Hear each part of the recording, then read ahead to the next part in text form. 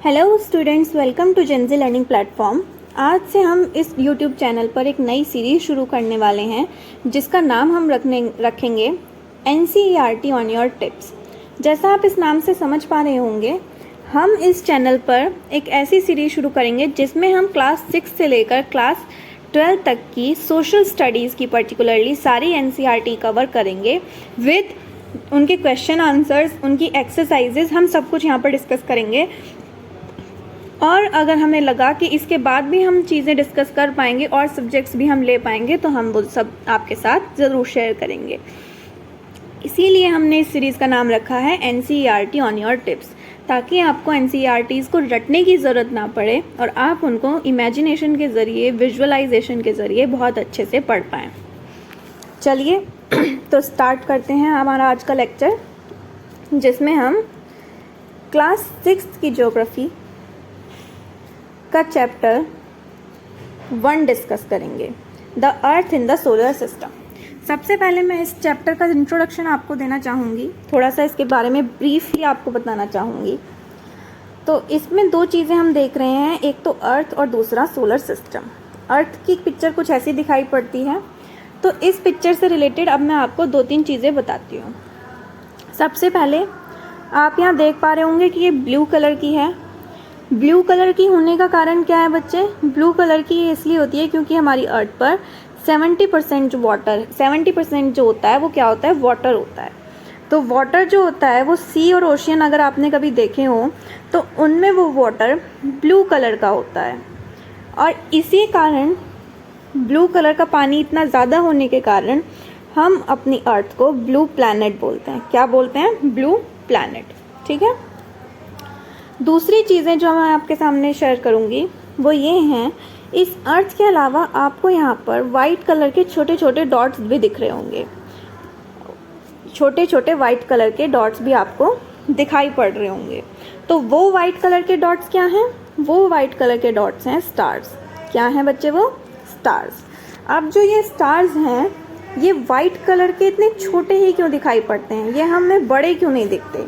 तो ये हमें बच्चे बड़े इसलिए दिखाई नहीं देते क्योंकि ये हमसे बहुत ज़्यादा डिस्टेंस पर होते हैं। ठीक है। मान लीजिए ये स्काई है, तो हमें स्टार्स कुछ ऐसे दिखाई देते हैं, है ना, छोटे छोटे, और ये पूरा स्काई हमें उनसे भरा हुआ दिखाई देता है, मानो कि सब बहुत ज़्यादा स्टार्स हमारे स्काई में आ गए हैं। ठीक है। अब एक चीज़ मैं यहाँ आपको और बताऊँ, तो अब इन स्टार्स के अलावा आप और क्या देख पाते हैं इसमें?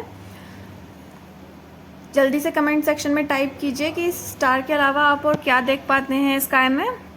Correct, moon. क्या देखते हैं? मून। तो ये मून क्या हमेशा राउंड होता है? ये जो मून आप देख पा रहे हैं, क्या हमेशा ये राउंड होता है? आंसर कीजिए यस और नो। क्या ये मून आपका हमेशा राउंड होता है? Your answer will be no, ये हमेशा राउंड नहीं होता। ठीक है। तो जब यह राउंड नहीं होता तो ये कैसा दिखाई देता है? ये कभी कभी हमें क्रीसेंट शेप में दिखाई देता है ना। इस शेप को बोलते हैं क्रीसेंट शेप। ये कभी कभी हमें एक साइड से, मान लीजिए यहाँ से कटा हुआ दिखेगा ऐसा, फिर कभी कभी ऐसा दिखेगा। आप नोटिस करना, 3-4 दिन आप लगातार अपनी छत पर शाम को जाकर मून को देखना, तो आपको वो डिफरेंट शेप्स में दिखाई देगा। ठीक है। तो अब क्या होता है? होता बच्चे ये है कि मंथ में एक बार, सिर्फ ओनली 1 डे, हमें जो मून है वो इस राउंड शेप में दिखाई देता है, और इसी को हम क्या बोलते हैं? फुल मून बोलते हैं। इसी को हम क्या बोलते हैं? फुल मून बोलते हैं। और एक दिन मंथ में एक डे ऐसा होता है जिसमें हमें मून बिल्कुल भी दिखाई नहीं देता। तो जिस दिन हमें मून राउंड दिखाई देगा उसको हम फुल मून बोलेंगे, और जिस दिन हमें मून बिल्कुल भी दिखाई नहीं देगा उसको हम न्यू मून बोलेंगे। ये 2 चीज़ें हैं जो आपको याद रखनी है, ठीक है। चलिए अब आगे बढ़ते हैं। अब हम डिस्कस करेंगे सोलर सिस्टम। तो सोलर सिस्टम हमारा कुछ ऐसा दिखाई देता है। Solar means related to sun. Solar means related to sun. क्या सोलर सिस्टम में सिर्फ सन होता है? तो आपका आंसर होगा इस पिक्चर को देखने के बाद नहीं, सोलर सिस्टम में सिर्फ सन नहीं होता। सोलर सिस्टम में ये छोटे छोटे शाइनिंग ऑब्जेक्ट्स भी होते हैं और ये वाले शाइनिंग ऑब्जेक्ट्स भी होते हैं। हमारे सन तो है ही, हमारी अर्थ भी होती है और बाकी ये सारे प्लैनेट्स भी होते हैं, ठीक है। तो सन क्या सिर्फ सन से मिलकर बना है solar system? Your answer will be no. तो टाइनी शाइनी ऑब्जेक्ट्स भी होते हैं, सन भी होता है, बाकी ये सारे प्लैनेट्स भी होते हैं। तो अब जो ये स्टार्स हैं, एक क्वेश्चन आएगा आपके सामने। अब जो ये स्टार्स हैं ये हमें सिर्फ नाइट में ही क्यों दिखाई देते हैं? इसको मैं आपको पीछे वाली स्लाइड में समझाऊंगी, यहाँ पर स्पेस नहीं है। हाँ जी। तो मेरा क्वेश्चन था कि ये सिर्फ हमें रात में ही क्यों दिखाई देते हैं। मैंने स्काई ड्रॉ कर लिया है और मान लीजिए आप यहाँ पर अर्थ पर खड़े हैं और अपनी छत से आप स्काई को देख रहे हैं, ठीक है। अब जब आप अपनी स्काई को देख रहे हैं तो यहाँ आपको स्टार्स दिख रहे हैं, लेकिन अगर आप ये नाइट में देख रहे हैं तो दिखेंगे। लेकिन अगर आप मान लीजिए दिन में देख रहे हैं तब भी क्या आपको स्टार्स दिखते हैं? आंसर होना चाहिए नहीं, तब हमें स्टार्स नहीं दिखते। तो तब कहाँ चले जाते हैं स्टार्स? तब स्टार्स कहाँ चले जाते हैं? स्टार्स कहीं भी नहीं जाते, स्टार्स अपनी ही जगह पर रहते हैं। डिफरेंस सिर्फ ये होता है कि दिन में हमारे पास क्या होता है? सन। क्या होता है दिन में हमारे पास? सन, जो बहुत ज़्यादा हॉट होता है और उसमें बहुत ज़्यादा एनर्जी होती है, उसकी अपनी लाइट होती है। तो स्टार जो सन होता है उसमें क्या होता है? हीट होती है, एनर्जी होती है, खुद की लाइट होती है, जो वो क्या करता है? रिफ्लेक्ट करता है। क्या करता है? रिफ्लेक्ट करता है। तो सन की लाइट स्टार्स के कंपैरिजन में, सन की लाइट स्टार्स के कंपैरिजन में बहुत ज़्यादा होने के कारण उसकी रोशनी इन स्टार्स की रोशनी को छिपा देती है। और यही रीज़न है कि हमें स्टार्स दिन में या डे टाइम में नहीं दिखाई पड़ते, ठीक है। समझ आया आपको पूरा कॉन्सेप्ट? चलिए अब आगे बढ़ते हैं। हाँ जी, तो देखें यहाँ पर जैसे आप देख पा रहे होंगे सन कितना हॉट लग रहा है, कितना बड़ा लग रहा है, कितना शाइनी लग रहा है। तो इसकी लाइट इतनी ज़्यादा होती है कि ये जो स्टार्स होते हैं छोटे छोटे, इनकी लाइट हम तक पहुँच ही नहीं पाती और सिर्फ सन की लाइट हम देख पाते हैं। दूसरा कॉन्सेप्ट है मून का। मून, फुल मून और न्यू मून। न्यू मून और फुल मून मैं आपको पहले ही पढ़ा चुकी हूँ। अगर हमें मून राउंड दिखता है तो उस दिन फुल मून होता है, और अगर हमें मून बिल्कुल भी दिखाई नहीं पड़ता तो उस दिन न्यू मून होता है, ठीक है। चलिए नेक्स्ट, सेलेस्टियल बॉडीज़। अब सेलेस्टियल बॉडीज़ क्या होती हैं? सेलेस्टियल बॉडीज़ होती हैं अगर हम सन को, मून को और जितने भी शाइनिंग स्टार्स मान लीजिए, और जितने भी शाइनिंग ऑब्जेक्ट्स हैं, स्टार्स हुए, ये फ्लैश लाइट्स वाली चीज़ें हुई, इन सब को अगर हम मिला दें तो ये सब मिलकर क्या बनाते हैं? ये सब मिलकर बनाते हैं सेलेस्टियल बॉडीज़। क्या बनाते हैं? Celestial bodies. The sun, the moon and all those shining objects in the night sky are called celestial bodies, ठीक है। उनमें से कुछ बहुत बड़े होते हैं और गर्म होते हैं। जैसे हमने आपको पहले एग्जांपल में समझा दिया है कि जो सन होता है वो स्टार्स के कंपैरिजन में बड़ा होता है और बहुत ही ज़्यादा हॉट होता है। कैसा होता है? हॉट होता है। तो कुछ जो सेलेस्टियल बॉडीज़ होती हैं वो छोटी होती हैं और कम हॉट होती हैं, और कुछ जो होते हैं वो बहुत बड़े होते हैं और बहुत ज़्यादा हॉट होते हैं, ठीक है। नेक्स्ट है जो स्टार्स होते हैं वो किससे मिलकर बने होते हैं? गैसेस से मिलकर बने होते हैं। उनकी अपनी हीट होती है, अपनी लाइट होती है, जिसको वो लार्ज अमाउंट में क्या करते हैं? एमिट करते हैं, यानी कि बाहर की तरफ छोड़ते हैं। मान लीजिए ये कोई स्टार है, तो ये अपनी लाइट को बाहर की तरफ एमिट करेगा। इस प्रोसेस को बोलते हैं एमिट करना। चलिए, why they swim so tiny? Stars हमें इतने छोटे क्यों दिखते हैं? तो इसका आंसर मैं आपको पहले ही बता चुकी हूँ कि जो स्टार्स होते हैं वो अर्थ से काफ़ी डिस्टेंस पर होते हैं, इसीलिए वो हमें छोटे दिखते हैं। ठीक है बच्चे, चलिए नेक्स्ट। सेलेस्टियल बॉडीज़ कुछ ऐसी दिखती हैं, इसमें सारे स्टार्स आ जाते हैं, सन आ जाता है, जितने भी शाइनिंग ऑब्जेक्ट्स हैं वो आ जाते हैं, मून्स आ जाते हैं। तो ये सब मिलकर के क्या बनाते हैं? ये सब मिलकर बनाते हैं सेलेस्टियल बॉडीज़। अब why they seem so tiny? मान लीजिए आप ग्राउंड लेवल से एक प्लेन को देख रहे हैं, तो वो जो प्लेन है वो कुछ ऐसा दिखाई देगा, बड़ा सा, यानी कि इतना बड़ा। लेकिन वहीं जब वो प्लेन स्काई में उड़ने लगता है, स्काई में फ्लाई करता है, तो वो आपको इतना छोटा दिख रहा है। क्या रीज़न हुआ इसका? कि ये हमसे अब दूरी पे चला गया, ये हमसे दूर चला गया, ये हमसे डिस्टेंस पे चला गया, इसलिए हमें छोटा दिख रहा है। कॉन्स्टिलेशन। कॉन्स्टिलेशंस क्या होते हैं? मान लीजिए कई सारे स्टार्स हैं, 4, 5, 6, 7 और भी बहुत सारे हो सकते हैं, और इनका एक ग्रुप है जो एक अलग सा पैटर्न, अलग सी शेप बना रहा है ना, अलग सी शेप बना रहा है। तो उस शेप को क्या बोलते हैं? Constellation. Various patterns formed by different groups of star, उनको क्या बोलते हैं? कॉन्स्टिलेशन। अब उर्सा मेजर और बिग बियर क्या है? इनके नाम हैं। इसके बाद एक होता है सप्तऋषि। सप्तऋषि मतलब सप्त यानी के 7, सप्त यानी के 7। तो 1, 2, 3, 4, 5, 6, 7, ये जो 7 स्टार्स हैं ये अलग सा पैटर्न फॉर्म कर रहे हैं, तो इसीलिए इनको क्या बोला जाता है? इनको सप्तऋषि कॉन्स्टिलेशन बोला जाता है। अब देखिए, इस कॉन्स्टिलेशन का नदर्न मोस्ट जो स्टार है वो है ये, है ना। और अब अगर मैं इसको पीछे की तरफ एक्सटेंड करूं, तो ये एक स्टार से जाकर मिल रहा है, और वो स्टार क्या करता है? हमारी जो अर्थ है वो उसके 2 पोल्स होते हैं, एक नॉर्थ पोल, दूसरा साउथ पोल। तो ये जो स्टार है ये क्या करता है? ये हमें इस नॉर्थ पोल की डायरेक्शन बताता है। क्या बताता है? डायरेक्शन बताता है।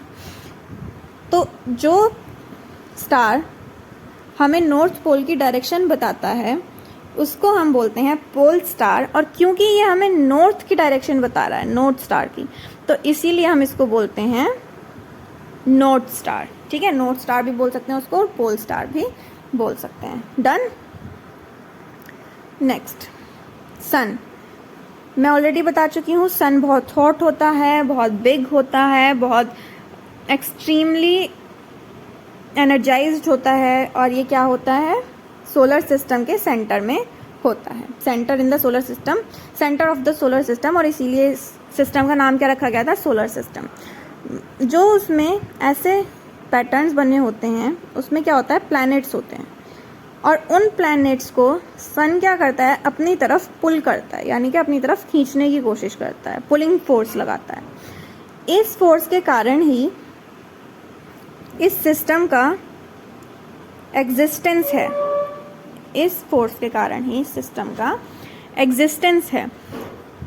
तो क्योंकि सोलर सिस्टम में सन एक इम्पोर्टेंट रोल प्ले कर रहा है, सन एक इम्पोर्टेंट रोल प्ले कर रहा है, इसीलिए इस सिस्टम का नाम क्या रखा गया था? सन के नाम पर रखा गया था, that is solar system. Extremely hot gases से मिलकर बना है, पुलिंग फोर्स लगाता है।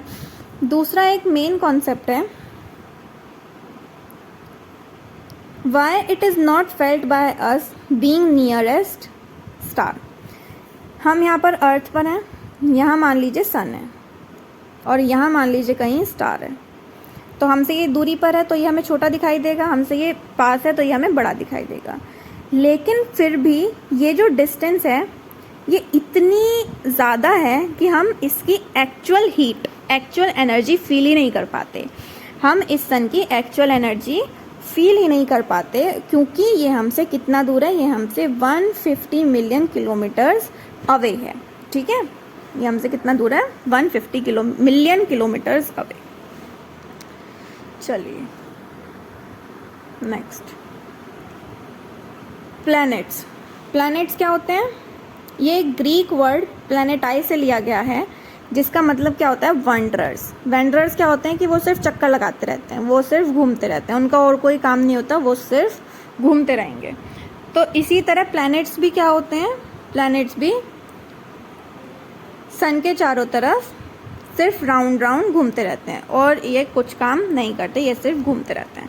ठीक है, इसीलिए इनको बोलते हैं प्लैनेट्स। प्लैनेट्स के नाम देख लीजिए, मरकरी, वीनस, अर्थ, मार्स, जुपिटर, सैटर्न, यूरेनस और नेपच्यून। ठीक है, नेक्स्ट, अर्थ क्या होती है? स्टार्टिंग में, इसीलिए मैंने स्टार्टिंग में आपको एक ब्रीफ इंट्रोडक्शन दे दिया था कि ताकि मैं जैसे जैसे आगे बढ़ूं आपको हर चीज़ क्लियर होती चली जाए। थर्ड नियरेस्ट प्लैनेट है स्लाइटली फ्लैटेंड। इसके लिए मैं आपको एक एक्टिविटी दूंगी जो आपको करनी है। वो क्या है? मान लीजिए आपने एक बलून लिया और उसको सर्कुलर शेप में फुला लिया। उसको क्या किया? सर्कुलर शेप में फुला लिया। ये एक बलून है जिसको आपने सर्कुलर शेप में फुला लिया। अब आप क्या करेंगे, आप यहाँ से और यहाँ से इसको प्रेस कीजिए, दोनों तरफ से एक साथ अपने हैंड्स की हेल्प। तो क्या होगा कि यहाँ से ये बाहर की तरफ आ जाएगा। क्या होगा? यहाँ से ये बाहर की तरफ आ जाएगा। तो जब ये बाहर की तरफ आएगा तो ये कुछ ऐसी शेप बना लेगा। आप नोटिस करना, ये कुछ ऐसी शेप बना लेगा और इसी शेप को हम बोलते हैं जियोइड शेप। क्या बोलते हैं?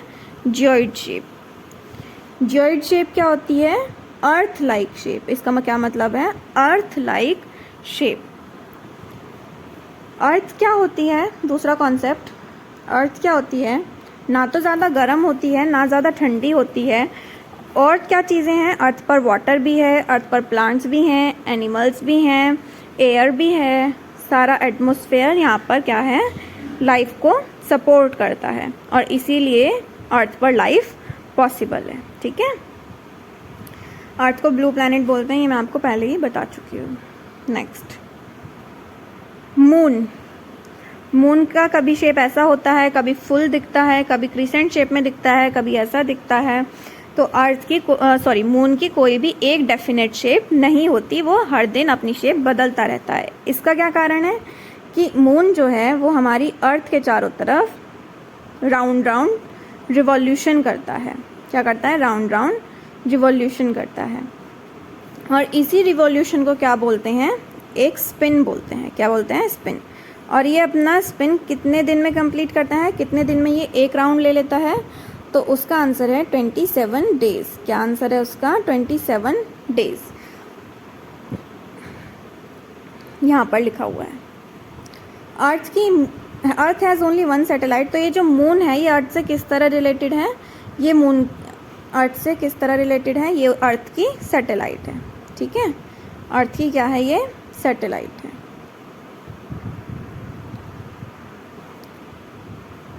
Next, asteroids. साइंटिस्ट ऐसा मानते हैं एस्टेरॉइड्स के बारे में कि कोई जो प्लैनेट था कभी एक टाइम पर, उसमें कुछ ऐसे रिएक्शंस हुए, कुछ ऐसे रीज़न की वजह से, या तो उसमें बहुत ज़्यादा हीट पैदा हो गई, या वो बहुत ज़्यादा पुराना था, या कुछ भी ऐसे रीजंस की वजह से जिसमें उसमें ब्लास्ट हुआ था या वो एक्सप्लोड हुआ था। तो वो क्या हो गया? प्लैनेट वो फट गया। क्या हो गया? वो फट गया। और वो फटकर टूटकर ऐसे छोटे छोटे छोटे छोटे पत्थरों में कन्वर्ट हो गया।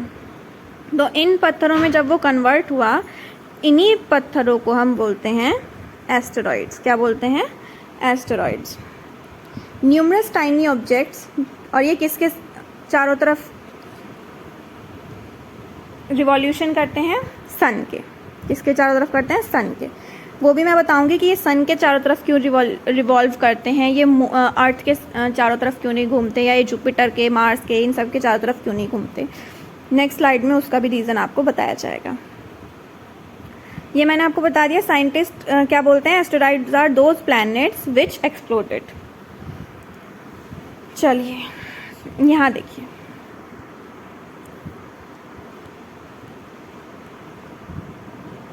ये सन है।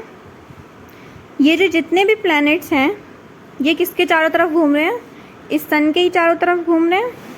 तो इसीलिए जो एस्टेरॉइड्स होते हैं ये भी इस बेल्ट में सन के चारों तरफ राउंड राउंड राउंड राउंड घूमने लगते हैं। ये सैटर्न के चारों तरफ क्यों नहीं घूमते, क्योंकि सैटर्न खुद किसके चारों तरफ घूम रहा है, सन के। तो जो ये एस्टेरॉइड्स होते हैं ये भी किसके चारों तरफ घूमते हैं, इस सन के ही चारों तरफ घूमते हैं। ठीक है। एस्टेरॉइड्स बेल्ट क्या है, जिस बेल्ट में ये घूम रहे हैं उस बेल्ट को बोला जाता है एस्टेरॉइड्स बेल्ट। ये रहा। Next, meteoroids. मीटियोरॉइड्स क्या होते हैं, जब जो भी एस्टेरॉइड्स मैंने जिनके भी बारे में आपको बताया, कभी कभी ना वो अर्थ के आसपास आने की कोशिश करते हैं और अर्थ पर इतने पास आ जाते हैं कि वो उस पर गिरने लगते हैं या गिरने की कोशिश करते हैं। तो जब वो इस कोशिश को करते हैं उसमें क्या होता है, अर्थ के और उनके स्पीड के बीच में फ्रिक्शन होता है और उस फ्रिक्शन की वजह से क्या होता है, वो इतने गर्म हो जाते हैं, इतने हीटेड अप हो जाते हैं कि वो वहीं क्या हो जाते हैं, बर्न हो जाते हैं। क्या हो जाते हैं, बर्न हो जाते हैं। ठीक है, they get heated up and burn. चलिए दूसरा,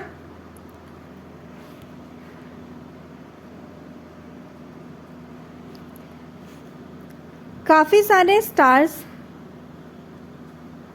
डस्ट के क्लाउड्स, गैसेस के क्लाउड्स मिलकर क्या बनाते हैं, गैलेक्सी बनाते हैं। गैलेक्सी कौन कौन मिलकर बनाता है, स्टार्स, डस्ट के क्लाउड्स और गैसेस के क्लाउड्स मिलकर गैलेक्सी बनाते हैं। और ऐसी ही बहुत सारी गैलेक्सीज मिलकर क्या बनाती हैं, एक यूनिवर्स बनाती हैं। क्या मिलकर बनाती हैं, ये यूनिवर्स मिलकर बनाती हैं, यूनिवर्स। तो स्टार्स, क्लाउड्स ऑफ डस्ट और गैसेस क्या मिलकर बनाती हैं, गैलेक्सी। और बहुत सारी गैलेक्सीज मिलकर क्या बनाती हैं, यूनिवर्स। ठीक, इन दो चीज़ों के साथ ही हमारा आज का लेक्चर ख़त्म होता है। अगर आपको लेक्चर अच्छा लगा हो तो like, share and subscribe Gen Z learning platform.